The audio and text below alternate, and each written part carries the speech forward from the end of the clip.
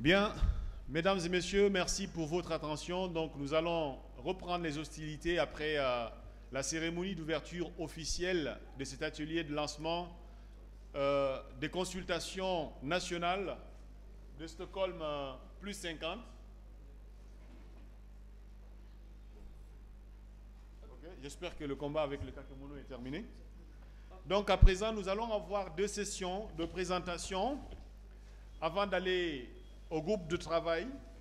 Juste pour rappel, je vais revenir sur l'agenda que nous allons dérouler tout de suite. Vous avez sur le podium ici déjà M. Mamadou Siré Camara, qui est donc le chargé de programme environnement au programme des Nations Unies pour le développement, qui est donc le chef d'orchestre de ce processus de consultation nationale donc, qui est mené en Guinée ici, au nom du programme des Nations Unies pour le développement, que je vous prie d'ovationner. Monsieur Camara a à ses côtés Monsieur David Touré. Monsieur David Touré est donc le coordonnateur des consultations nationales, donc qui va, n'est-ce pas, faciliter ce processus-là en tant qu'acteur donc technique qui va pousser pour que nous puissions, n'est-ce pas, atteindre les résultats qui sont escomptés à la fin de tout le processus qui sera mené sur le territoire national. Donc je vous prie d'ovationner M. Touré.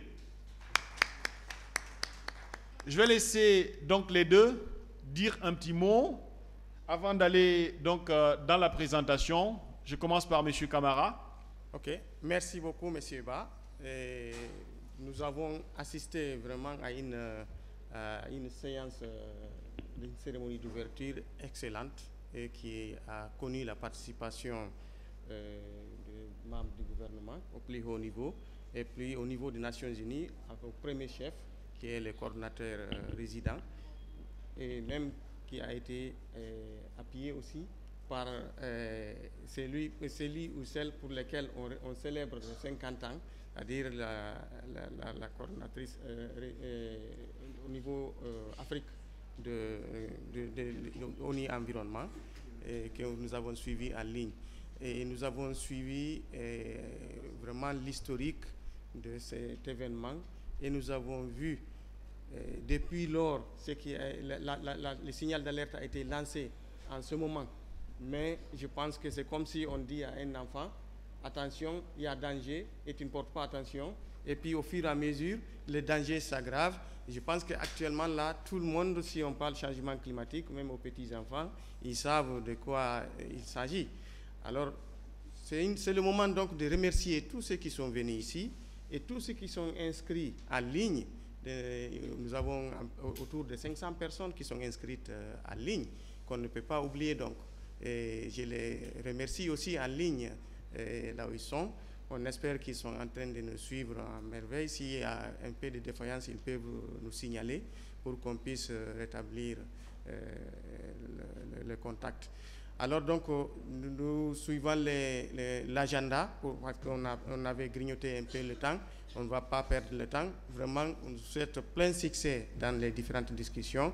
La thématique qui va être présentée maintenant là, nous allons laisser l'honneur à notre collègue Aïssatou Ousmane Baldé, qui est l'assistante du programme, qui est en charge de cette question de Stockholm 50, qui va nous présenter ici rapidement. C'est le premier volet au nom du PNUD. Je vous remercie de votre attention et peut-être je laisse M. Touré, qui est le consultant national et coordonnateur de cet événement, s'il a un mot. Vraiment, merci beaucoup. Merci, M. Camara, pour ces propos. Avant la présentation de Aïssatou Baldé, nous allons donc écouter rapidement l'avant-propos du coordinateur des consultations nationales, M. Touré. Merci beaucoup, Suleiman. Merci beaucoup, M. Camara, qui est, comme vous l'avez si bien dit, le celui qui met en œuvre tout ce processus-là. Merci à Aïssatou, qui est chargé de Stockholm. Chers invités, je vous remercie sincèrement d'être ici. L'heure est grave, nous le savons, peut-être les spécialistes le savent. Ce qui est en compte maintenant, c'est de mettre cette connaissance à la disposition de tous les citoyens. Si vous avez bien vu, le rapport de GIAC nous montre que nous n'avons que 3 ans pour changer les choses avant les catastrophes environnementales. Et ça, c'est quelque chose qui nous interpelle parce que malheureusement, ces catastrophes environnementales sont encore plus difficiles pour les pays pauvres parce que nous avons moins de ressources pour faire les remédiations. Donc du coup, ces consultations tombent à pic pour la Guinée pour essayer le maximum possible, sensibiliser les gens et surtout avoir les idées, et les expériences de tout un chacun pour essayer d'avoir la participation de la Guinée qui sera consistante. Le rapport que la Guinée enverra, c'est un rapport qui sera représentatif de toutes les entités de nos populations. Donc sur ce, je ne vais pas prendre beaucoup de temps, je passerai la parole à Madame Baldé, tout en vous souhaitant bon travail et surtout merci d'être là. Je vous remercie. Merci beaucoup Monsieur Touré pour vos propos. On m'apprend qu'il y a dans la salle le point focal Stockholm auprès du ministère de l'Environnement et du Développement durable, Monsieur Bangali Djoumessi, que je prie s'il vous plaît de se présenter s'il est dans la salle. Ok, merci. Veuillez rejoindre s'il vous plaît le podium. Et on aimerait bien vous entendre avant de passer à la présentation qui sera faite tout à l'heure par notre collègue Aïssatou.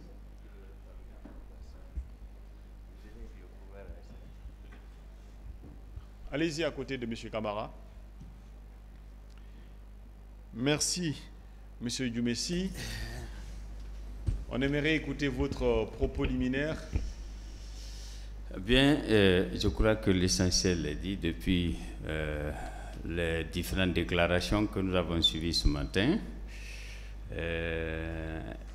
Il faut directement passer aux activités et comme disait M. Camara, au fil du temps, on comprendra le sens. Si vous avez bien consulté l'agenda, les thématiques sont très intéressantes.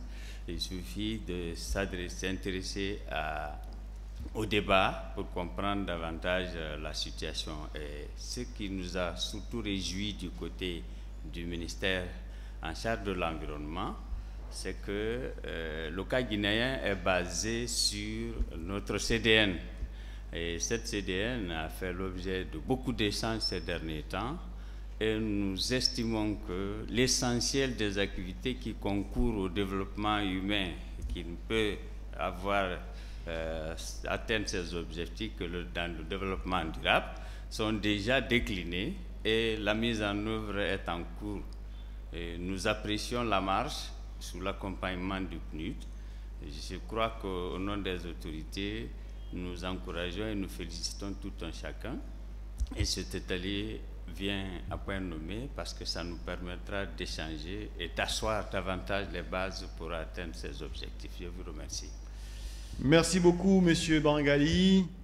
Vous l'avez tous suivi ces derniers jours, je pense que c'était le lundi de la semaine dernière, le rapport de l'ONU, du groupe international des experts sur le climat, le GIEC, qui en effet indiquait qu'il nous restait pratiquement que 3 ans pour renverser la tendance, si nous voulons réellement garder une planète vivable. Donc ça veut dire que dans les 3 prochaines années, si on ne change pas, le chaos climatique sera inévitable pour notre planète. 3 ans. Donc cela devrait quand même servir d'éveil de conscience pour tout le monde, pour que nous puissions prendre les mesures, parce que les décisions qu'on va prendre aujourd'hui, bien évidemment, sont des décisions assez importantes et qui vont déterminer l'avenir de l'humanité tout entière. Donc 3 ans pour décider de notre avenir. On a beaucoup de sceptiques dans le monde, donc j'espère qu'on ne va pas être de ceux qui voudraient attendre pour voir le chaos que cela pourrait engendrer, parce qu'on parle de tendance. Vous savez, après 3 ans, ça veut dire que il sera très difficile de rattraper la situation. Ça ne veut pas dire qu'après 3 ans, c'est fini directement. mais la situation sera pratiquement irrécupérable. Donc c'est ce message qu'il faudrait passer. Et à présent, je voudrais inviter ma collègue Aïssatou, qui va nous faire donc la présentation sur la conférence, nous parler des attentes et de la feuille de route. Merci. Merci beaucoup, Monsieur Ba. Bonjour tout le monde. Je vais essayer de faire la présentation sur Stockholm 50 et aussi sur la feuille de route. Donc, je ne sais pas, je peux approcher ça un peu de... Ok, d'accord. Je pense que c'est mieux. Monsieur, je précise que le délai est fixé pour 3 ans si les conditions restaient inchangées. Il ne faut pas que les camarades commencent à prendre peur. Merci. Merci beaucoup, Monsieur Bangali. Donc, pour la journée d'aujourd'hui, ce qui est prévu, c'est de faire une présentation de Stockholm 50, donc les attentes de cette conférence internationale. Et on parlera aussi du partenariat et des secteurs en Guinée. Et en plus de ça aussi, nous allons un peu entamer c'est quoi les consultations nationales, qu'est-ce qu'on attend. Et après, la feuille de route. Et nous allons aussi vous présenter une plateforme Spark Blue où tous les participants, tout le monde, donc toutes les parties prenantes sont invités à discuter. Donc pour ce qui est de la conférence de Stockholm, cette année, le thème qui a été choisi, c'est une planète saine pour la prospérité de tous, notre responsabilité, notre opportunité. Donc, cette fois-ci, il faut que nous tous, nous essayons de saisir cette opportunité parce que c'est notre responsabilité de protéger notre planète parce qu'elle nous appartient. Donc, c'est prévu les 2 et 3 juin 2022 à Stockholm, en Suède. Et cette conférence sera financée par les gouvernements suédois, donc avec l'appui aussi du gouvernement kényan, et sera facilitée au niveau global par le PNUD. Cette commémoration, c'est une commémoration de la première conférence sur l'environnement humain, donc qui s'est tenue en 1972 à Stockholm aussi. Donc après les 50 ans, on revient encore là-bas pour parler de ce qui a été fait, des principes, rappeler les principes qui avaient été dictés lors de cette conférence, voir est-ce que ces principes-là sont suivis, parce que nous voyons tous que les principes ne sont pas suivis. Donc, il faut qu'on essaie de revoir cela pour remettre aussi les barres à zéro et essayer de travailler sur l'environnement. Et ça commémore aussi les 50 ans de l'ONU Environnement. Comme vous le savez, après cette conférence, il y a eu la création de l'ONU Environnement. Et l'objectif de cette conférence, c'est quoi? C'est accélérer la mise en œuvre des ODD, donc les objectifs du développement durable, au cours de la décennie d'action, donc par une reprise durable après la COVID-19. Donc on aimerait que ce soit vraiment une reprise verte, donc une reprise écolo qui répond à tous les critères de l'environnement. C'est une conférence aussi qui encourage la participation au plus haut niveau possible, parce qu'on sait que ce n'est pas à tous les niveaux qu'on peut prendre les décisions. Donc c'est pourquoi on se dit que si les décideurs au plus haut niveau sont là pour cette conférence, donc ils pourront s'engager encore à nouveau et ils pourront accompagner le monde et ensemble nous pourrons le protéger. Et cette conférence, il y aura des dialogues collaboratifs, multipartites et inclusifs. Inclusif, c'est qu'on ne veut laisser personne de côté. Donc les personnes handicapées, les pauvres, ceux qui sont marginalisés, les personnes vulnérables, les femmes, les jeunes et surtout les jeunes, parce qu'on se dit que cette planète appartient aux jeunes. Donc nos enfants, les jeunes, il faut qu'ils soient impliqués parce qu'on parle de leur avenir ici. Pour ce qui est de la conférence de Stockholm,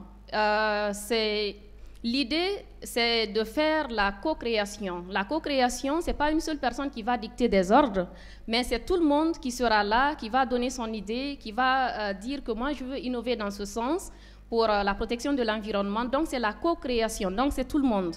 Et l'approche aussi est multipartite. C'est pourquoi, par exemple, pour cette réunion, on a voulu que toutes les parties soient là, que toutes les parties soient représentées, pour qu'ensemble tous, que nous puissions échanger pour les préparatifs de cette conférence. Donc, c'est une occasion qui nous permettra de renforcer les principes de 1972, comme je l'ai dit tantôt, et de générer des actions urgentes pour une planète saine, pour la prospérité de tous. On a vraiment besoin d'une planète saine. Comme vous avez vu la vidéo qui vient de passer, où on parle des maux dont souffre la planète. Donc, il y a le changement climatique, il y a la pollution. Donc, on ne peut pas citer les maux dont nous souffrons. Donc, ici, lors de cette conférence, il faut qu'on revoie ces principes, qu'on essaie de les renforcer pour que tout le monde puisse vivre dans une planète saine. Et pour cette conférence, ils n'ont pas voulu que ce soit chaque pays essaie de discuter. On sait que les enjeux sont globaux, donc ce ne sera pas dire que chaque pays va discuter de son côté. Donc c'est pourquoi ça a été globalisé. Donc pour le faire, il y a eu 3 thèmes qui ont été identifiés au niveau global, à savoir le premier thème, c'est de voir quelles sont les actions urgentes pour qu'on puisse parvenir à une planète saine, à la prospérité de tous. Le deuxième thème parlera de la reprise durable et inclusive après la COVID-19, la pandémie de COVID-19. Nous savons tous que c'est une pandémie qui a ravagé tout le monde et on a vu qu'au moment de Covid, la pollution avait un peu diminué. Donc on se dit peut-être qu'après cette pandémie, on peut utiliser des actions vertes pour une reprise durable et inclusive. Parce que l'inclusion, c'est vraiment une nécessité. Il faut inclure tout le monde, il ne faut pas laisser quelqu'un de côté. Et pour ce qui est du troisième thème, c'est pour la mise en œuvre de la dimension environnementale du développement durable dans le contexte de la décennie d'action. Donc la décennie d'action d'ici 2030, il faut que tout soit respecté. Comme Thierno Suleiman, mon collègue, le disait, il nous reste 3 ans pour nous décider, donc il faut qu'on le fasse maintenant. Il ne faut pas attendre après pour le faire. Et lors de cette conférence, nous allons tous essayer de contribuer à la rencontre internationale. Parce que là, nous sommes là pour préparer cette rencontre. On ne veut pas juste mobiliser les dirigeants, discuter là-bas. Il faut qu'on consulte les acteurs au niveau local, que chacun de son côté essaye d'apporter son grain de sel, parce qu'on se dit ce sont les gouttes d'eau qui peuvent remplir la mer. Donc, pour parler de la planète, il faut que chacun donne son idée pour qu'on puisse discuter. Donc, il faut qu'on ait des résultats clairs cette fois-ci et concrets pour qu'on puisse aller de l'avant. Et pour le faire, c'est fortement recommandé que la coopération soit renforcée.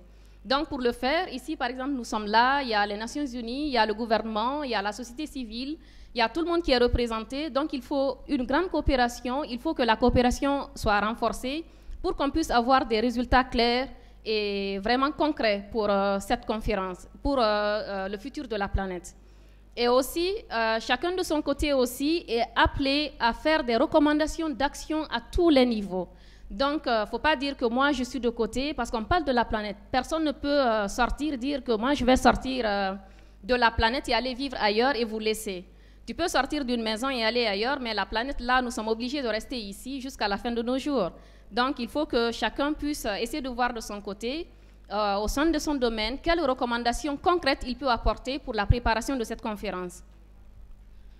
Pour le cas de la Guinée, nous avons identifié des partenariats et ça, c'est pour vraiment renforcer les principes de l'engagement pour cette conférence, donc qui sont la responsabilité intergénérationnelle. Donc, je parlais de l'inclusion des jeunes, parce que là, on parle de génération. Nous, actuellement, on se dit que nous sommes au milieu, ou bien je ne sais pas, mais il y a des jeunes, il y a des enfants qui vont venir. Donc, on se demande quand eux, ils vont venir, qu'est-ce que ça va être, comment ils seront, comment sera la planète. Donc, il faut que tout le monde soit intégré. Et là, même, le Parlement des enfants sera aussi impliqué dans ces consultations. Et comme je le disais aussi, la participation doit être inclusive et il faut aussi qu'il y ait l'interconnexion. Donc, ce n'est pas une seule personne, il faut que tout le monde soit interconnecté, échanger, discuter pour avoir des résultats concrets. Et la mise en œuvre aussi des opportunités. Nous le savons tous que nous avons beaucoup d'opportunités. Dans notre pays, on en a beaucoup. Donc, on peut profiter, voir quelles sont les opportunités que nous pourrons mettre à profit et que nous pourrons présenter lors de la conférence de Stockholm. En Guinée, tout le monde est impliqué, donc à savoir le gouvernement guinéen, les agences des Nations Unies qui sont là pour appuyer le gouvernement guinéen, il y a la société civile qui est là et qui parle au nom du peuple, Et il y a les organisations aussi internationales comme la Banque mondiale, l'USAID, l'AFD, pour ne citer que cela. Il y a aussi le secteur privé. Le secteur privé, c'est un secteur qu'on ne doit pas aussi oublier. Quand on parle, par exemple, d'usines qui sont là, qui sont implantées et qui polluent, donc moi, je me dis qu'on ne peut pas laisser ces personnes-là de leur côté. Il faut les impliquer à tous les niveaux. Il faut qu'ils soient là, qu'ils nous disent qu'est-ce qu'ils comptent eux aussi faire pour leurs responsabilités. Et pour ce qui est des secteurs, pour la Guinée, on a essayé de définir un cadre. Ce n'est pas à notre niveau, mais c'est au niveau global. On s'est dit que tous les pays ont essayé de réactualiser leur CDN. La CDN, c'est la contribution déterminée au niveau national. Pour le cas de la Guinée, elle a été réactualisée en 2020. Donc, pour ce cadre-là, il y a des secteurs qui sont déjà identifiés et il y a des partenaires aussi qui sont là, qui ont travaillé dans le cadre de la réactualisation de cette CDN.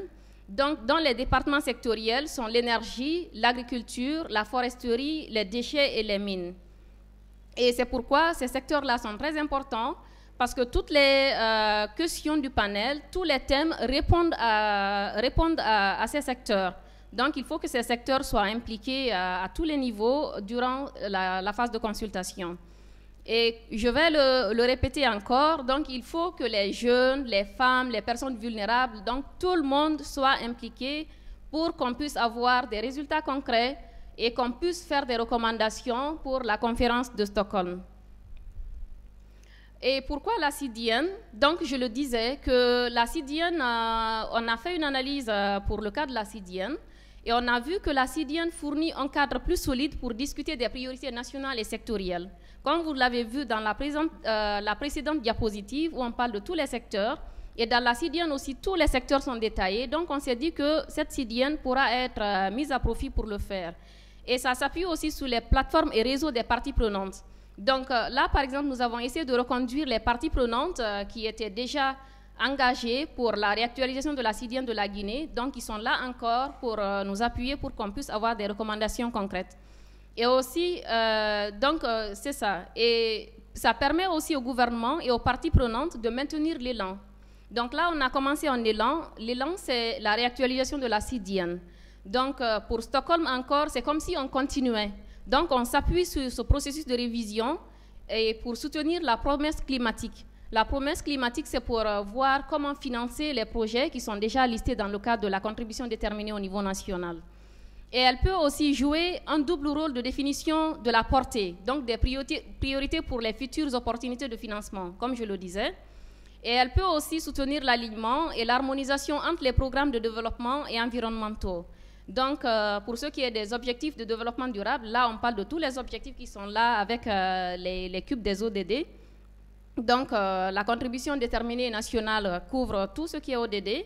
Et on parle aussi du plan national d'adaptation et aussi de la stratégie de biodiversité, de l'énergie, des forêts, de l'agriculture, de l'eau, des océans, de la gouvernance environnementale, sans oublier la santé et le genre aussi, qu'il faut prendre en compte.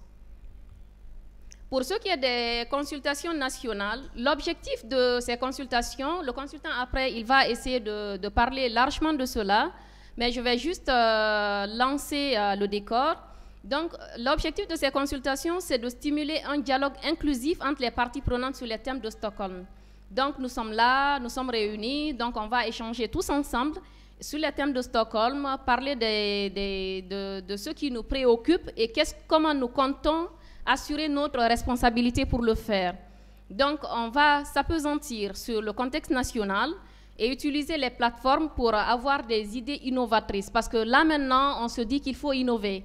On ne peut pas rester avec l'ancienneté, donc il faut qu'on innove pour qu'on puisse aller de l'avant. Et ces consultations nationales peuvent construire une vision globale sur la façon de parvenir à une planète saine et à la prospérité de tous, tout en accélérant les progrès vers les ODD et les accords multilatéraux sur l'environnement grâce à une reprise verte et inclusive.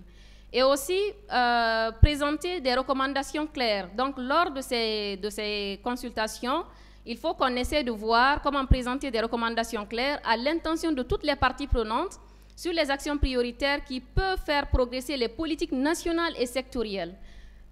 qui lutte contre le changement climatique et tire parti de solutions fondées sur la nature.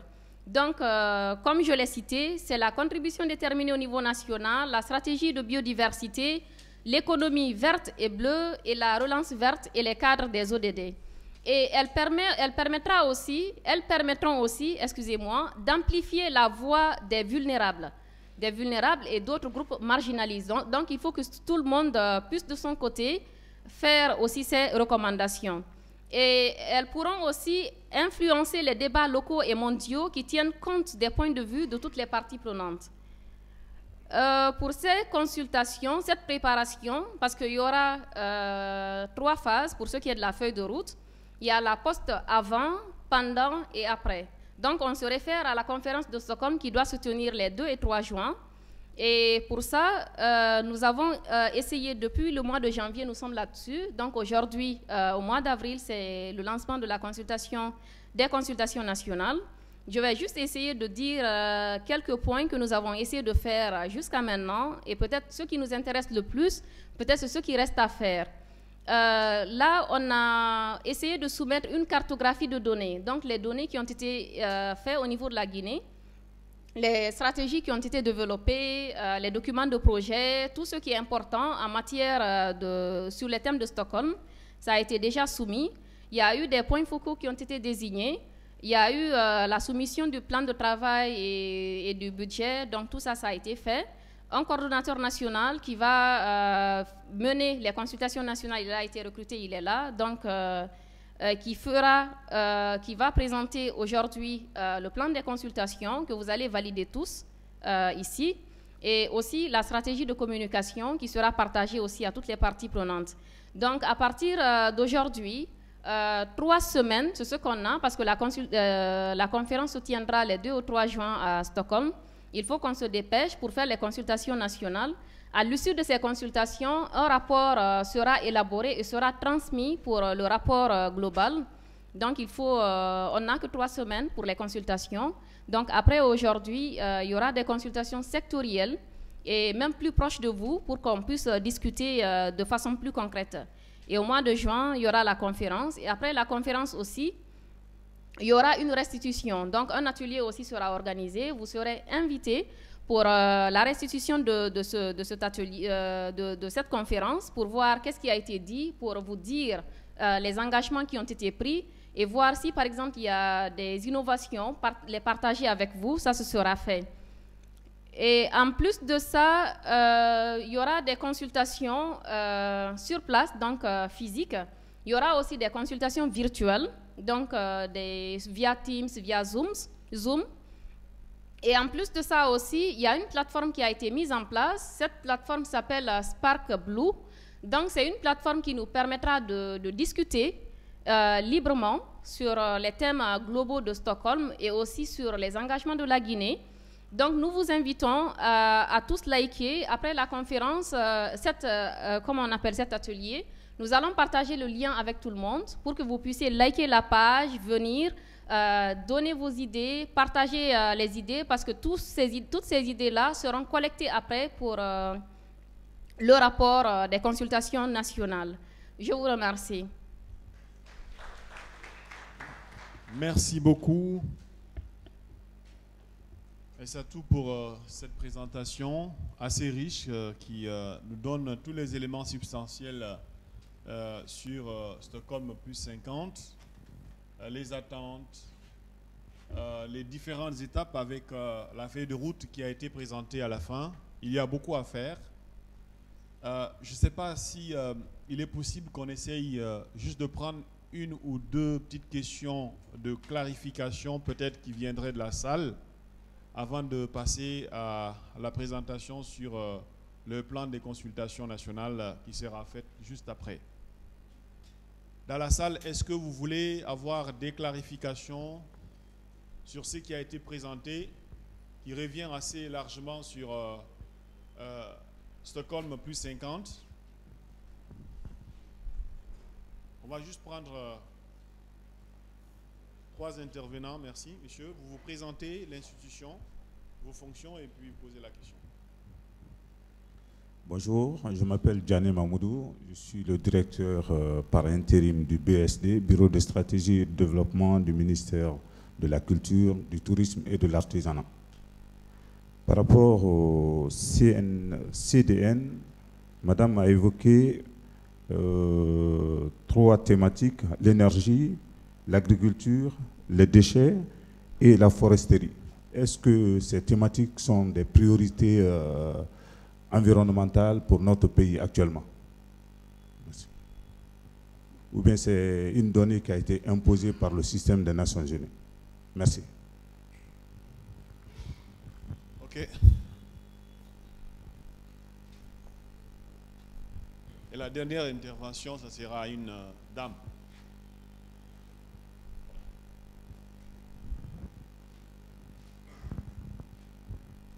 Merci beaucoup.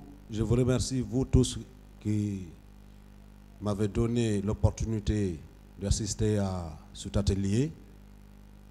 Je suis Al-Gassim Diallo, le président de l'ONG La Guinée Verte. Et notre souci ici, surtout les constats qu'on a eu à faire pour créer l'ONG, figurent les forages. Actuellement, ce qui nous inquiète, il y a les forages sporadiques, non seulement à Conakry, mais à l'intérieur du pays. Et je pense qu'il y a des spécialistes ici de la géologie. Oui, parce que c'est l'environnement, ça dégrade l'environnement, s'il vous plaît.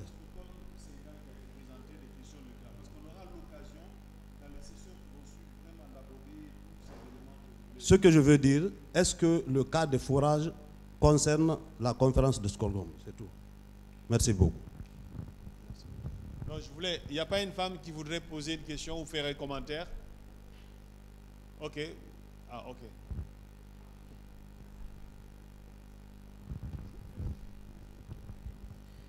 Bonjour, je m'appelle Sonaba Sako, je suis chef de division au niveau de Cosier.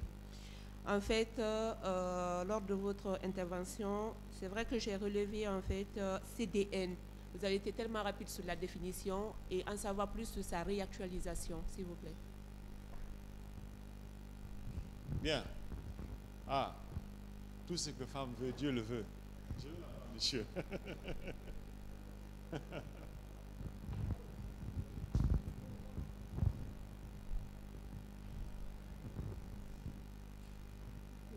Bonjour tout le monde. Moi, ce n'est pas des questions que je vais poser. Je suis Mme Oumou, directrice nationale adjointe des pollutions, nuisances et changements climatiques, point focal de la Convention cadre des Nations Unies sur les changements climatiques. Donc, bonjour à tout le monde. C'est par rapport à la présentation, à la brillante présentation de Mme Aïssatou du PNUD, que je félicite beaucoup, Mais je pense qu'on doit se baser aussi sur la stratégie nationale sur les changements climatiques. La CDN est là, bien sûr, puisque la CDN a abouti à un plan d'investissement, à un plan de partenariat. Comme tous les départements sont concernés, on est en train actuellement d'élaborer les plans climat sectoriels de tous les départements. Ça fait partie d'une lettre de mission du Premier ministre. Donc, on a la stratégie, depuis qu'elle a été élaborée, il n'y a pas eu la mise en œuvre, la vulgarisation et autres. Je pense qu'il faut encore tenir compte de cette stratégie qui est très importante. Donc, il y a aussi la stratégie nationale sur le développement durable. C'est ces stratégies qui vont ensemble, puisque la Guinée fait partie du pays de la CEDEAO. Il y a même une stratégie régionale qui est en vue de la validation la semaine prochaine. Donc je pense que dans le cadre de la lutte contre les changements climatiques, les stratégies sont très importantes. Merci. Par rapport à la question de Madame, CDN, c'est la contribution nationale déterminée. Le CDN, c'est dans le cadre de la mise en œuvre de l'accord de Paris. Donc, la mise en œuvre de l'accord de Paris, les pays ont été invités à soumettre leurs contributions volontaires pour s'engager à la réduction des gaz à effet de serre. La Guinée a élaboré sa contribution nationale, sa première en 2015, c'est l'AFD qui avait appuyé la Guinée. Et puis la seconde contribution nationale, c'est la contribution de 2021 qui a été appuyée par le PNUD et la Banque mondiale. Je pense que tout le monde a cette contribution nationale, puisque c'est ce qui est le tableau de bord actuellement dans le cadre de la mise en œuvre de l'accord de Paris. Merci. Merci, Madame, d'avoir fait des recommandations et de répondre à la question qui avait été soulevée par une des participantes. Donc, je vais permettre à monsieur... Vous voyez, il y a mon collègue Notre Planète, Notre Santé qui veut parler. Aïe, aïe, aïe. Alors, je vois que les débats sont intéressants. Donc, je voudrais vraiment chacun de vous, rapidement, une minute, s'il vous plaît. Et les deux dernières interventions, c'est là. Voilà. Bonjour à tout le monde. Je suis Sékou Fodé Camara du ministère de l'Environnement et du Développement durable. Je suis le point focal de la contribution déterminée au niveau national, CDN. Au fait, la précision que je voudrais juste apporter, c'est par rapport aux documents qui ont été cités tout à l'heure pour aboutir aux résultats dont nous souhaitons. Mais quelque part, la communication focalisée en grande partie sur la CDN. Mais nous savons tous que la CDN a abouti à des résultats aujourd'hui qui sont salutaires. C'est-à-dire, après l'actualisation, la révision, nous avons le plan d'investissement et le plan de partenariat. Donc, les secteurs qui sont cités dans ce document, je souhaiterais recommander aux consultants de bien voir dans ces documents le plan d'investissement. Toutes les activités sont répertoriées pour leur mise en œuvre. Ça, c'est un. Deuxièmement, tous les partenaires sont identifiés et les coûts également sont donnés. Je vous remercie. Merci, monsieur. Enfin, monsieur Bangoura de l'OMS. Ok, merci beaucoup, monsieur Ba. Moi, c'est monsieur Fodé Ousmane Bangoura. Je suis le point focal santé et environnement à l'OMS. En fait, je voulais juste dire quelque chose par rapport aux éléments qui sont retenus pour orienter les consultations. Il n'y a pas l'aspect santé pris en compte de façon globale. Parce que, bon, c'est vrai, les éléments ont un impact sur la santé. Quand c'est réglé de ce côté, la santé, ça peut être bon. Mais, comme vous savez, les conséquences, tout retombe pour les humains sur la santé.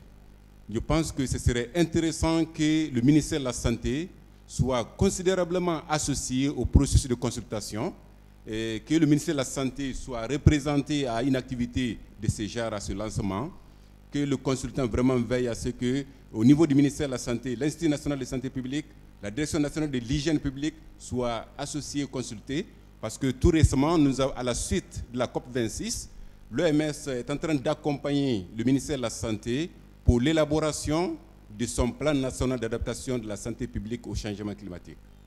Merci. Merci beaucoup, monsieur Bangoura. Et je pense que cette recommandation est en droite ligne. Avant, je disais notre planète, notre santé, qui était le thème d'ailleurs de la journée mondiale de la santé qui s'est tenue le 7 avril dernier. Donc, je vais vous repasser le micro pour faire un commentaire général entre M. Camara, M. Touré. Il y a des aspects qui vous concernent aussi. M. Bangali qui est là, qui pourrait aussi aider. Voilà. Vraiment, une réponse un peu généralisée de façon libre. Ok, je vous remercie. Je crois que nous sommes dans la même barque. La précision pour la CDN dont la question a été posée, est-ce que les foresteries, l'agriculture et l'énergie sont des priorités imposées? Je dirais non. C'est une étude qui a démontré que ces secteurs sont à prendre en compte en priorité. Parce que, pour ceux qui ne savent pas, pour parler de contribution nationale déterminée, il y a eu l'état des lieux. Et il y a eu l'inventaire notamment des sources d'émissions des gaz à effet de serre qui sont responsables des changements climatiques. Et c'est par secteur que cette étude a été menée. Et les résultats ont présenté ces différents secteurs comme des secteurs à prendre en compte. Ça, c'était pour répondre à votre question. Si vous avez d'autres propositions par rapport au secteur prioritaire, si vous pensez qu'on a négligé, l'atelier est là pour recueillir toutes ces informations-là et essayer de les prendre en compte. Ensuite, quand on parle de CDN et qu'il est question de spécifier le cas du plan d'investissement et du plan de partenariat, oui, mais l'élaboration ou la validation ou s'il faut la prise en compte de ces deux questions tire leur origine de la CDN. Quand on dit mettre en œuvre la CDN, il n'est pas facile, il n'est même pas possible de mettre en œuvre la CDN qui décline les projets par activité sans parler du plan de partenariat et du plan d'investissement. Donc, monsieur le point focal, nous sommes ensemble et nous pensons que la réunion prendra en compte votre préoccupation pour ressortir ces deux aspects. Et le cas des forages, oui, quand on parle d'énergie, le ministre de l'énergie tout de suite là en parlait, qui parle d'énergie ou renouvelable ou d'énergie hydroélectrique, c'est pour venir en compensation ou comme alternative contre l'énergie thermique. Forcément, il faut prendre en compte les cas de forage parce que les forages, c'est actuellement l'une des sources principales d'alimentation en eau, sauf qu'il faut veiller sur la question, puisque d'une part, ceux qui donnent l'autorisation ne savent pas le potentiel hydrique par endroit, et enfin, on peut se retrouver devant d'autres situations non souhaitées.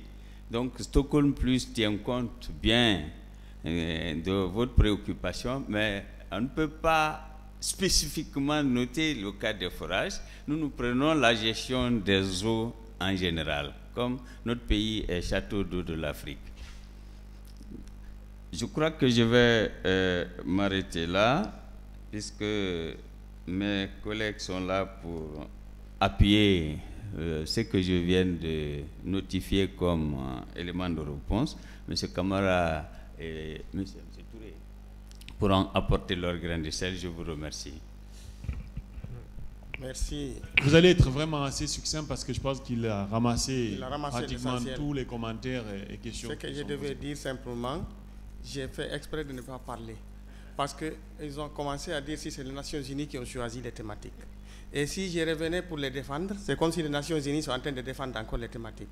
Alors, parce que là, pratiquement, il n'y a pas eu de questions essentiellement, il y a eu des contributions au niveau surtout des techniciens de la Direction nationale de pollution, nuisances et changement climatique qui demandent à ce que nous prenions en compte, en dehors de la CDN, les stratégies qui sont déjà en place et aussi ce qui accompagne la CDN aussi, le plan de partenariat et de mobilisation de ressources et de plan d'investissement. Donc, et ça, je pense que c'est des aspects qui peuvent aider tout de suite lorsque les travaux des groupes vont commencer. Ça va aider à développer cela. Merci. Merci, M. Camara. Donc, je vais inviter M. David Touré, le coordonnateur des consultations nationales, à bien vouloir venir nous faire la présentation du plan des consultations nationales.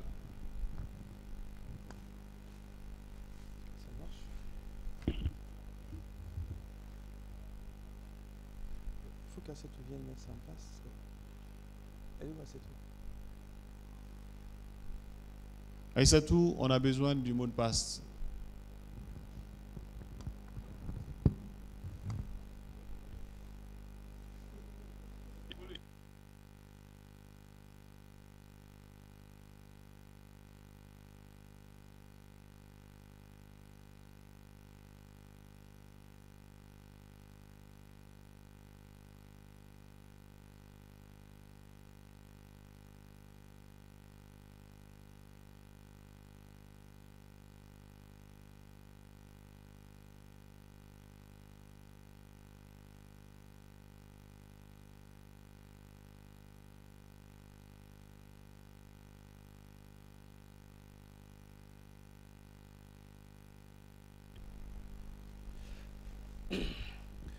Merci beaucoup. Nous allons rentrer dans le vif du sujet. Là, je vais faire la présentation du plan des consultations nationales.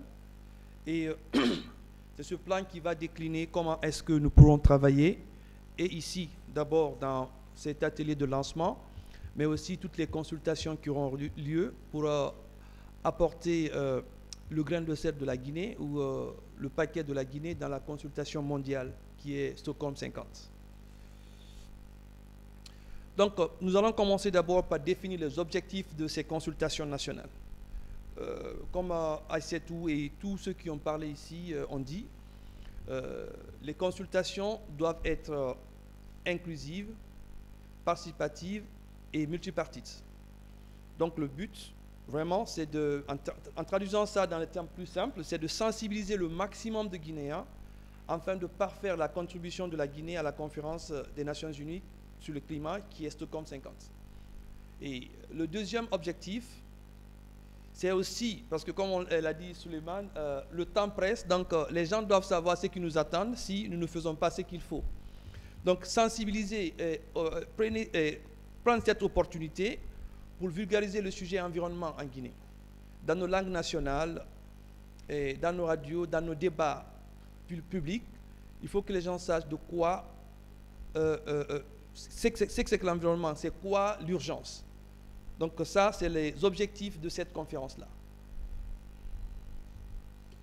Et après, nous avons les attentes que nous avons, les attentes de ces consultations nationales. Comme on l'a si bien dit, il faut d'abord cette inclusivité, la participation de tout le monde, des plus faibles aux plus forts, en passant par les personnes vulnérables, le Parlement des enfants, le groupement des femmes, des industriels, les organes décentralisés des ministères à l'intérieur du pays, les universités, les écoles, les religieux, tout le monde doit participer et contribuer à améliorer ou à parfaire le rapport guinéen. Donc, après cela, nous avons les rencontres sectorielles que nous allons commencer juste après cet atelier de lancement. Et chaque rapport sectoriel serait sanctionné par un, qu'on appelle, chaque rencontre sectorielle serait sanctionnée par un rapport. Après, nous avons le rapport final qui doit être élaboré pour la contribution de la Guinée. Ce rapport final sera à peu près la somme des rapports sectoriels et des contributions de tout un chacun. Donc, nous avons aussi la méthodologie de travail. Donc, les consultations nationales seront, je voulais signaler déjà, ici déjà nous sommes en conférence hybride, parce que nous avons donc, le présentiel est là, mais aussi nous avons des gens qui sont en ligne, comme M. Cyril l'a indiqué, des gens qui suivent ce que nous faisons ici. Donc nous allons continuer sur cette pratique-là. Dans les universités, les rencontres sectorielles, nous voudrons la participation des entreprises, des ONG, des organisations de femmes à l'intérieur de la Guinée, de Conakry à Yomou, tous celles et ceux qui peuvent participer. Nous essayons d'être avec eux et organiser dans la mesure du possible ce type de consultation pour qu'ils puissent aussi donner leur point de vue et apporter quelque chose à Stockholm. Donc comme vous le voyez bien, aujourd'hui, nous commençons l'atelier de démarrage. Après, la deuxième partie, ça sera les rencontres sectorielles, comme on a dit, en fonction des CDN, c'est-à-dire avec l'agriculture, la foresterie, comment on appelle, les mines, et puis les déchets, et puis la foresterie. Et après ça, nous aurons la rencontre avec les universités. Et là, nous avons choisi 3 universités à Conakry pour ces rencontres. Il s'agit de Kofi Annan, de Gamal, et puis l'université de Somphonia. Mais de ces rencontres ces rencontres débat avec les étudiants pour faire participer la jeunesse. Et ces rencontres seront bien entendu hybrides, la présentielle plus le virtuel. Et après cela, nous allons rencontrer aussi, comme on a dit, les débats rencontres avec le ministère de l'Enfance, l'autonomisation et des personnes vulnérables. Et associés au Parlement des enfants. C'est tout là aussi signalé cette fois-ci.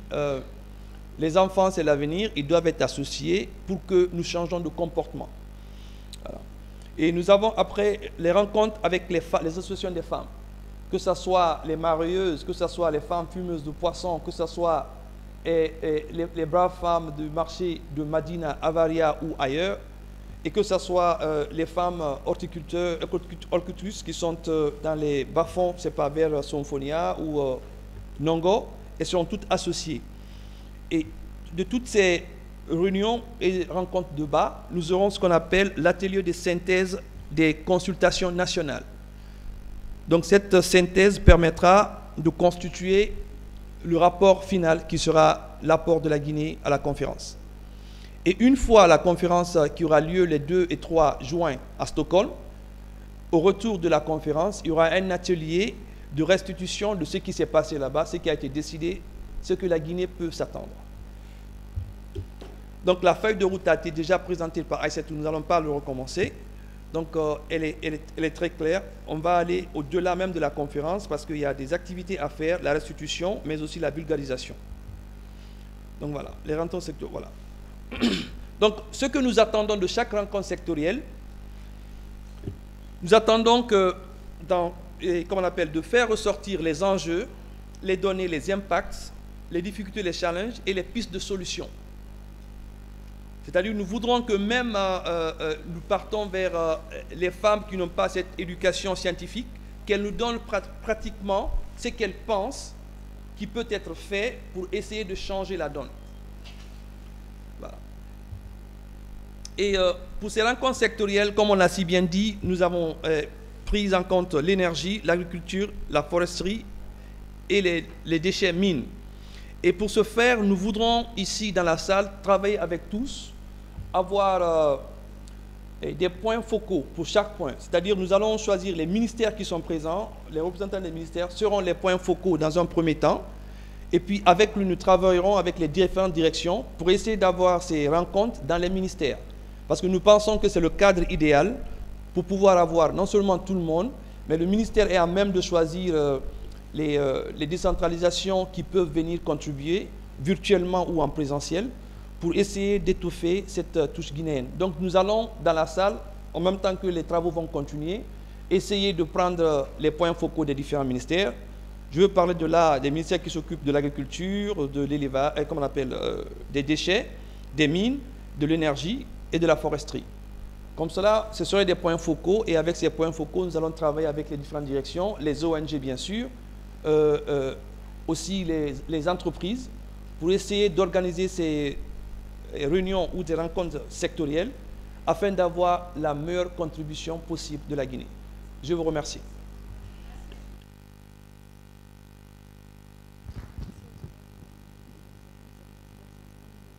Okay. Bien, merci beaucoup, Monsieur Touré. Nous allons donc, juste après cette session, telle que c'est prévu dans l'agenda, aller aux travaux de groupe. Bien évidemment, on a entendu tout à l'heure un collègue qui parlait de la santé, qui est bien évidemment, je pense, un domaine prioritaire, mais qui est aussi transversal. Et je me réjouis de voir que dans les groupes de travail qui sont prévus, il y a déjà le groupe 2 qui va travailler justement sur la reprise durable et inclusive après donc, la pandémie de Covid-19. Et je pense que là, c'est vraiment un créneau important pour pouvoir justement parler de ce sujet. Et ce groupe sera d'ailleurs facilité par le point focal environnement et santé, n'est-ce pas, de l'OMS. Donc, ça veut dire que c'est vraiment au cœur de ce processus.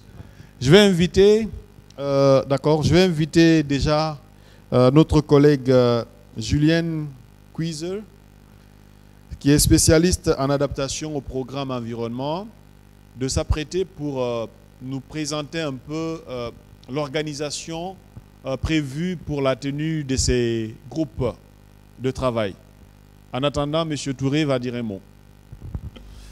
Juste une seconde, hein. J'avais complètement oublié, je m'excuse. C'était aussi l'occasion pour nous de remercier les personnes ressources, les spécialistes qui sont là. Je vois Dr Doumbouya, professeur Touré et tant d'autres dont je ne connais pas le nom, je m'excuse. Mais leur présence est essentielle ici parce que professeur Selli et qui d'autre? D'accord, le directeur national du programme environnement. Comment il s'appelle? Bien, peut-être avant Voilà. de faire... Monsieur Faber. Avant de faire alors cette présentation des travaux de groupe, comme on va se séparer, peut-être passer le micro, que les gens se présentent rapidement. Voilà, ce serait une bonne idée. En tout cas, je tiens à remercier ces personnes ressources qui sont là et qui vont nous... Merci beaucoup. Monsieur avait déjà parlé, mais il n'y a pas de mal à reprendre. Oui, toujours, c'est Diané Mamoudou, du ministère de la Culture, Tourisme et de l'Artisanat. Oui. Bonjour à tous, je suis Charles-Louis Nigoumon de l'OIM. Sia Kadbati, BSD au ministère de la Promotion féminine de l'enfance et des personnes vulnérables. Barira Malam Boubacar, ONU Droits de l'Homme. Bonjour, Suleiman Dravé, OMVS, Sojo. Bonjour à tous, je suis Sako Mohamed Lamine, du RENACED, le réseau national de la société civile pour l'environnement et le développement durable. Monsieur Kourouma Ismaël Sam, référent technique, point focal environnement au ministère des Pêches et de l'économie maritime. Bonjour, Dr Halima Tandeta Diallo, secrétaire exécutif du Conseil national de l'environnement et du développement durable. Merci. Abdourahmane Kaba, ministère de la Pêche et de l'économie maritime, conseiller. Bonjour, c'est Doré Roger de l'ONG Guinée Écologie. Bonjour, c'est Sikou Gaou Soussila, je suis directeur du programme Environnement Gestion durable du capital naturel. Bonjour à tous, je suis professeur Célie Camara, enseignant-chercheur, expert en environnement. Bonjour, Kadiatou Kamara du ministère de l'Environnement. Bonjour, professeur Abdoulaye Touré, enseignant-chercheur en santé publique.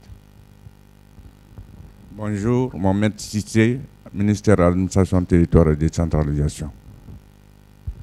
Bonjour, Madame Madina Diawara, ministère des infrastructures et des transports, chef de division BSD.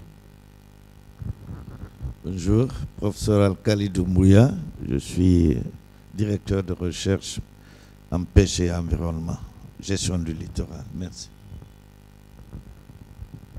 Bonjour, je suis Al-Khali Bangoura, ingénieur des eaux et forêts, expert chargé des questions environnementales et de catastrophes naturelles au Centre national de coordination des mécanismes d'alerte précoce et de réponse aux risques sécuritaires à la primature.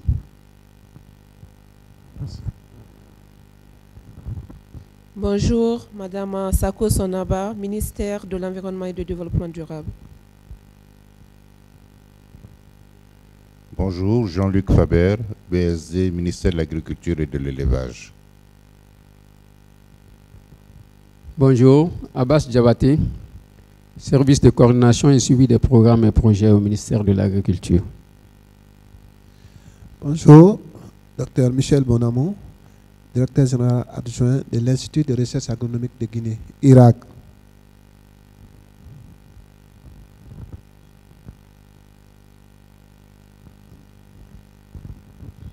Bonjour, moi c'est Bakary Sissoko, programme environnement PNUD de Guinée. Bonjour, moi c'est Mamadou Sarif Dramé, chef de division stratégie et prospective du BSD, ministère de l'administration du territoire et de la décentralisation. Bonjour, moi je suis Ibrahim Fofana de l'USAID, je suis responsable programme environnement pour la Guinée et de la Sierra Leone. Bonjour, moi je suis Nmouké Kanté, enseignant-chercheur à l'Institut supérieur des sciences et de médecine vétérinaire de Dalaba. Bonjour, M. Fodé Ousmane Bangoura, chargé de programme santé et environnement à l'OMS. Bonjour, je suis Silla Ibrahima Souri, le président de l'ONG Carbone Guinée. Bonjour tout le monde, moi je suis Sangaré Fatoumata, point focal adaptation au changement climatique, ministère de l'Environnement et du Développement durable. Bonjour, c'est Hamidou Baldé, point focal atténuation au changement climatique, direction nationale pollution, nuisance et changement climatique. Bonjour, c'est M. Diallo Al-Gassimou, le président de l'ONG La Guinée Verte. Bonjour à tous, Célia Liégeois Diakabi, je suis urbaniste pour le projet Sanita Ville Durable chez ONU Habitat.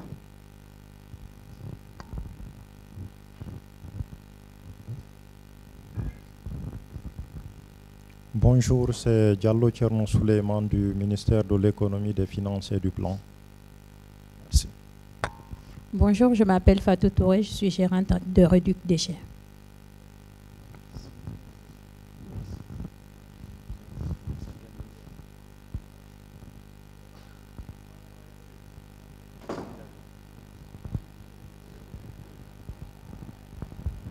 Bonjour, René Ifono, expert en communication au programme environnement du PNUD.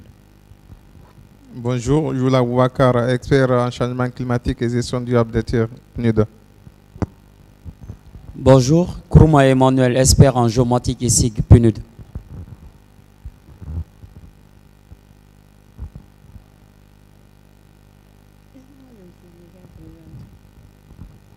Bonjour, Madame Oumou Doumbouya, directrice nationale adjointe pollution, nuisance et changement climatique. Je me suis déjà présentée. Bonjour, Martin Soudji, programme des volontaires des Nations Unies. Bonjour, Lansana Fofana, Office guinéen des parcs et réserves, ministère de l'Environnement et du Développement durable. Bonjour, Kamara Ousmane II, biologie des pêches au Centre national des sciences halieutiques de Boussoura. Bonjour, Sidiki Sissé, chef de département métier d'application statistique à NASA. Bonjour, je suis Madame Touré Dienabo, assistante au programme à l'AFAO. Bonjour, moi c'est Mohamed Diallo, je suis le coordinateur régional du projet de gestion intégrée des ressources naturelles du massif du Fouta Jalon de la FAO. Bonjour, Kawar Abdoulaye Kader, représentant de CIPAD Guinée, ingénieur des eaux et forêts environnement. Bonjour tout le monde, je suis Malik Kaba, entrepreneur évoluant dans la gestion des déchets solides. Bonjour, je suis Kamara Ousmane Momo de l'ONG Prong. Bonjour, Diallo Saïko, chef de section édition et valorisation BSD enseignement supérieur. Bonjour, Dr Kourouma Moussa Fanta, vice-recteur chargé des études de l'Université Jules Nyerere de Kankan. Bonjour, Ali Mousso du ministère de l'économie, des finances et du plan. Bonjour, moi c'est Aïssa Ousmane Baldé, assistante à programme environnement au PNUD. Merci.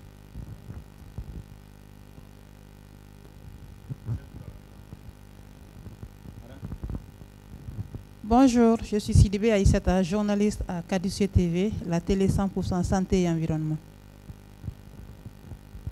Bonjour, moi c'est Fana Kamara, journaliste à la radio environnement. Bonjour, moi c'est Gallo Ibrahim, étudiant et inventeur de machines pour les déchets. Bonjour, Ali Kamara, sociologue de formation à l'Université Kofi Annan de Guinée. Bien, merci tout le monde. Et ceux qui ne me connaissent pas, c'est Ba Tcherno Suleiman. Je suis chargé de la coordination du développement et spécialiste plaidoyer et communication des programmes aux Nations Unies.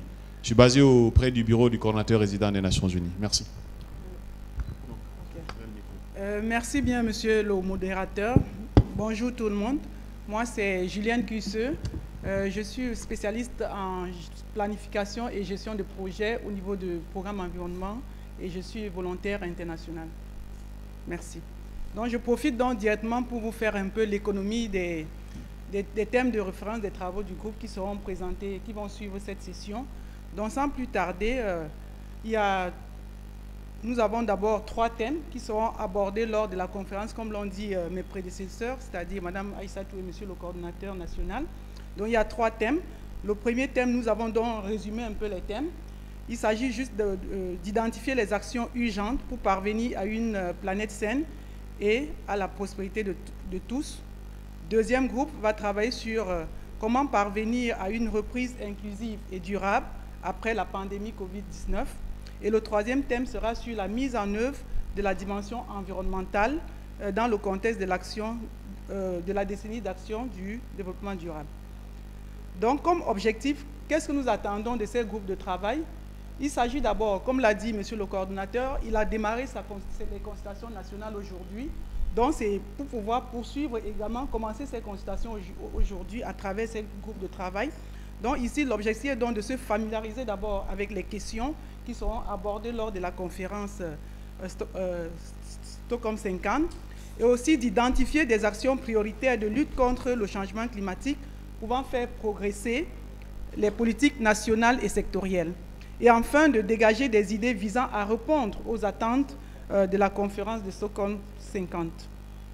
Donc, comme approche méthodologique, comment allons-nous travailler? Nous sommes, on va voir le nombre de personnes qu'il y a dans la salle, puisqu'il y a 3 groupes. Les gens vont s'enregistrer au niveau des 3 groupes. Et déjà dans la salle, nous avons déjà identifié les personnes ressources qui vont faciliter ces différents groupes de travail. Je crois qu'après, Mme Aïssatou pourra donner le nom des personnes ressources qui vont donc faciliter ces travaux de groupe. Donc, c'est un peu les présidents des groupes de travail. Maintenant, il s'agira pour chacun des groupes d'identifier un rapporteur du groupe qui va présenter, un rapporteur par groupe de travail, qui va donc présenter les résultats des groupes obtenus par les groupes. Et aussi, les groupes devront donc se subdiviser. Vu le nombre de personnes, ils vont se subdiviser en nombre de 2 ou 3 ou 4, ça dépend du nombre de personnes dans le groupe, pour pouvoir aller plus vite. Ils vont donc faire un brainstorming, un remue-ménage pour pouvoir identifier, répondre aux différentes questions. Donc chaque petit groupe doit d'abord ressortir 2 à 3 réponses maximales par question. Cela va faciliter un peu le travail. Et maintenant, les groupes vont revenir ensemble, au sein du même groupe. Les sous-groupes vont revenir ensemble pour présenter les différentes réponses aux questions. Et à travers cela, ils auront une liste de réponses. Et maintenant, ils vont faire une priorisation. Ils vont classer pour voir vraiment les priorités du groupe. Et c'est ces priorités-là qui vont donc constituer leurs résultats de travail de groupe qui seront donc présentés en plénière avec les autres groupes.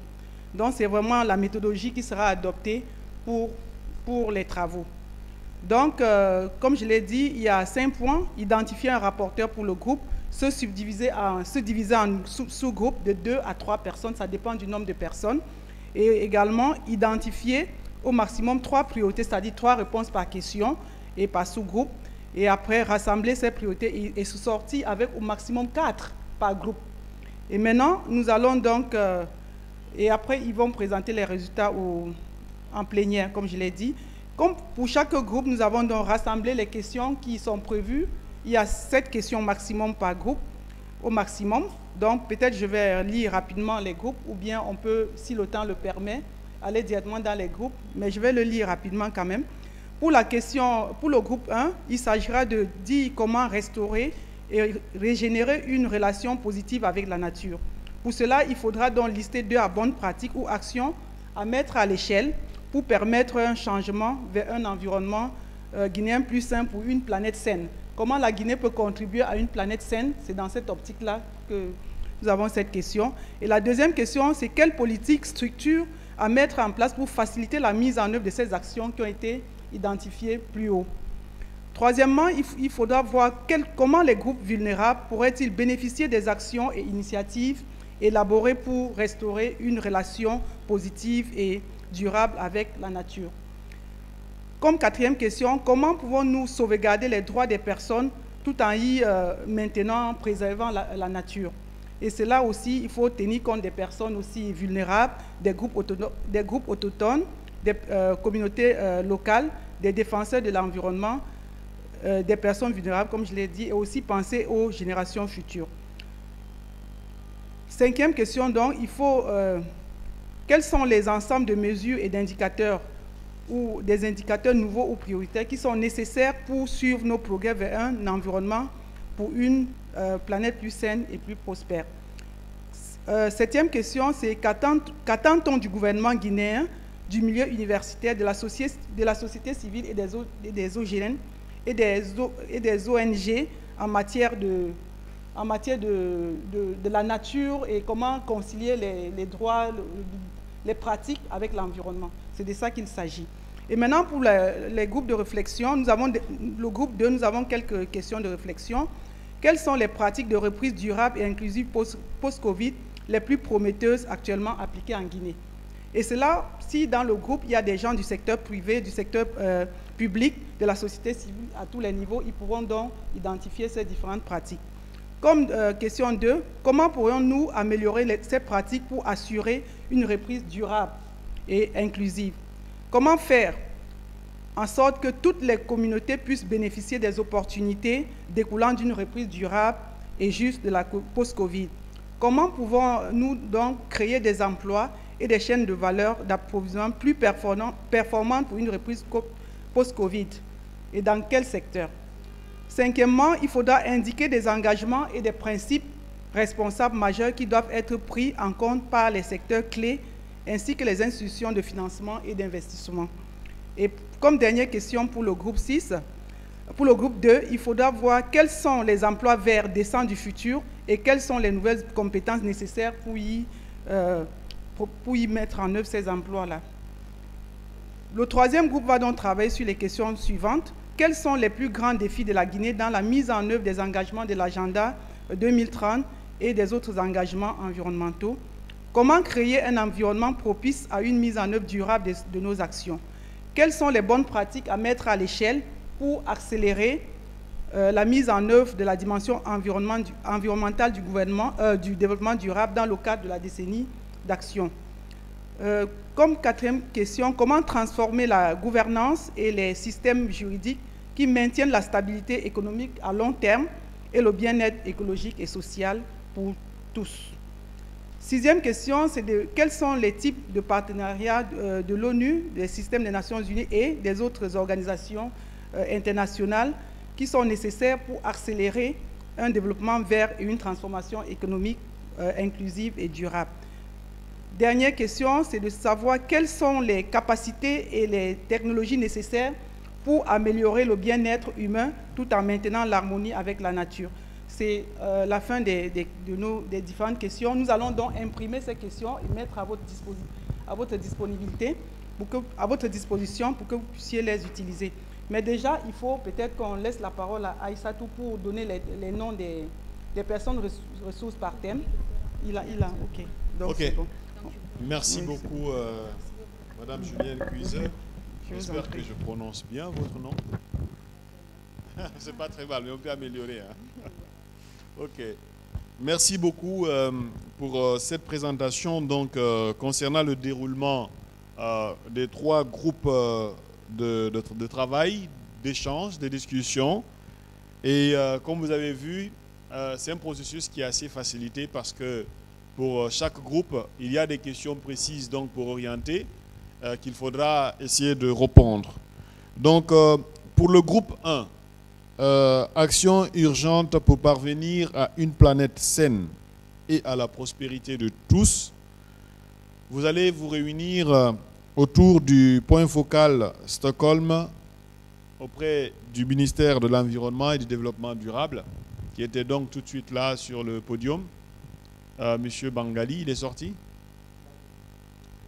Pardon? Il est en salle? Monsieur Bangali?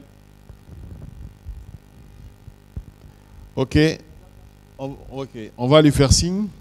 Donc le groupe 2 va se réunir donc, autour du point focal environnement et santé de l'OMS. Donc le groupe va travailler sur la reprise durable et inclusive post-Covid-19. Et le troisième et dernier groupe sur la dimension environnementale du développement durable dans le contexte de la décennie d'action va travailler autour donc, du représentant de Guinée Écologie.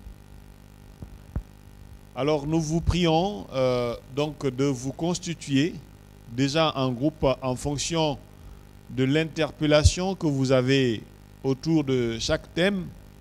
Et si toutefois il y a un déséquilibre, nous allons veiller à ce que les gens se repartagent mieux. Aïssatou, est-ce qu'il est prévu de réaménager les tables de la salle pour faciliter un peu les discussions? Oui, Monsieur Faber.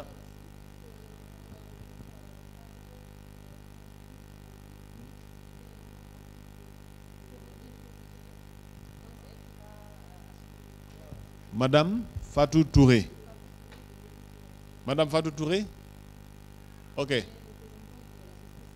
Donc, qui est représentante de la société civile ici.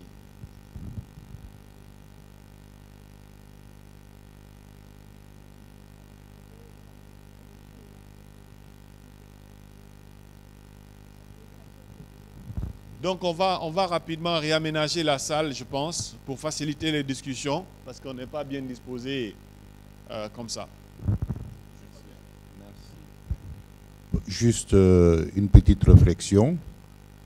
Si j'ai souvenance de ce que Mme Doumbouya a dit du ministère de l'Environnement, nous sommes à notre deuxième CDN de 2021. Je crois qu'il y en a eu un précédent. Et aujourd'hui, j'ai l'impression que nous bâtissons ex nihilo un programme alors qu'on aurait pu avoir une évaluation de ce qui a été fait. Ce n'est pas aujourd'hui qu'on parle de changement climatique. Probablement la Guinée a déjà présenté quelque chose. Alors si on doit faire fi de tout cela et bâtir du nouveau, bon, je ne demande pas une réponse immédiate, mais je pense qu'il y a besoin de réflexion. Et je trouve aussi que le domaine construction, bâtiment n'est pas pris en compte. Si vous voyez tout ce qu'il y a comme bois pour les échafaudages, pour les coffrages, c'est également un secteur qui consomme et qui détruit. Merci. Merci, M. Faber, pour ce commentaire. Vous savez, nous, on a toujours l'impression aux Nations Unies que quand il y a des documents qui sont élaborés, bien évidemment, sous le leadership du gouvernement, on estime qu'au moins ces documents sont bien appropriés par eux. Donc, en vous réunissant, nous imaginons que toute cette connaissance est déjà sur la table. Donc, l'idée, c'est de puiser justement de toutes ces sources de connaissances-là pour répondre à ces questions. Parce qu'on ne peut pas, en fait, inventer les réponses, bien évidemment, mais il faut essayer de se référer justement à tous les cadres stratégiques qu'on peut avoir, les documents, les politiques, etc. Donc, je pense que ceci, en tout cas, prend en compte partiellement ce souci. Et les trois leads des différents groupes, Madame Touré, vous pouvez vous lever pour le groupe 3. Monsieur Bangali pour le groupe 2. Ah, ok. Monsieur Bangali Djoumessi est là. Monsieur Bangoura, ok. Donc, le groupe 1, le groupe 2 et le groupe 3. Ok. Aïssatou, pour la disposition de la salle, il faudrait des réajustements si vous allez avoir vos techniciens. Ou bien juste les chaises. Écoutez. Ok. On va dans ce cas, on va prendre le groupe 1 ici. Vous qui êtes là, en fait, qui devez participer par là-bas, il suffit juste de tourner les chaises. Et puis, on va prendre le groupe 2 ici. Et puis, le groupe 3 qui peut rester là. C'est bon? Voilà. Et il y a M. Touré qui va faire parallèlement un travail à l'informel, on peut dire, hein, pour identifier en fait les points focaux des ministères concernés par les différents thèmes qui ont été identifiés pour la conduite des rencontres sectorielles après. On a parlé de déchets, on a parlé de foresterie, on a parlé d'agriculture, on a parlé d'énergie, on a parlé de mines aussi. Oui. Voilà. Pardon? Agriculture, énergie, foresterie, mines, déchets. Si, il y a mines, non?